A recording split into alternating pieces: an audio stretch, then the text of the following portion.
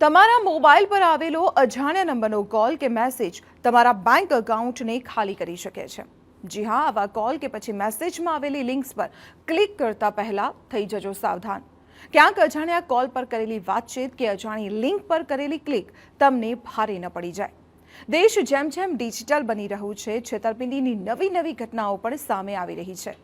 દેશમાં વર્ષ 2020થી અત્યાર સુધીમાં એટલે કે 3 વર્ષમાં સાયબર ક્રાઇમના 16 લાખ બનાવો સામે આવી ચૂક્યા છે, જેમાં 32,000થી વધુ એફઆઈઆર દાખલ કરાવાઈ છે। આપણે જણાવી દઉં કે સાયબર ક્રાઇમમાં એ તમામ ગુનાહિત ગતિવિધિઓનો સમાવેશ થાય છે, જેમાં કોમ્પ્યુટર અને કોમ્પ્યુટર નેટવર્કનો ઉપયોગ થતો હોય। ફ્રોડ મેસેજ કે કોલ દ્વારા લોકોને મોટા પ્રમાણમાં નિશાન બનાવવામાં આવી રહ્યા છે। તેમને અવનવી લાલચ કે ડર બતાવી ઠગાઈની જાળમાં ફસાવવામાં આવી રહ્યા છે। ક્રિમિનલ માઇન્ડેડ લોકો તમારા મનમાં ડર ઊભો કરે છે।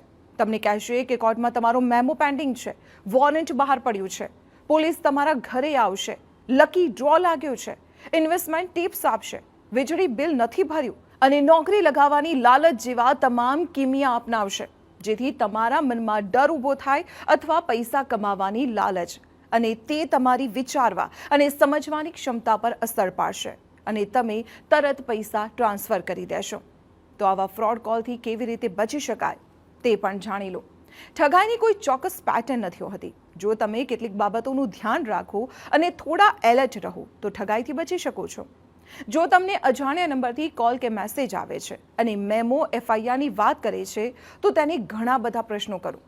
કોલ પર કોઈ પણ પ્રકારનો ડાઉટ હોય તો મગજમાં જે બેઝિક સવાલ થાય તે પૂછવાનું ચાલુ કરી દો। સાચો કોલ હશે તો તમારા તમામ સવાલોના જવાબ મળી જશે, પરંતુ ફ્રોડ કોલર તમારા સવાલના જવાબમાં બીજા સવાલ કરવા લાગશે અને આ એક રેડ એલર્ટ છે।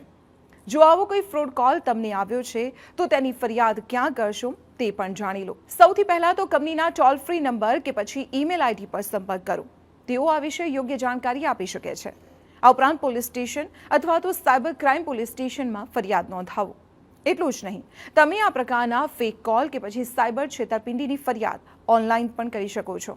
તમે national cyber crime reporting portal cybercrime.gov.in અથવા તો toll free national helpline number 1930 પર તમારી ફરિયાદ નોંધાવી શકો છો।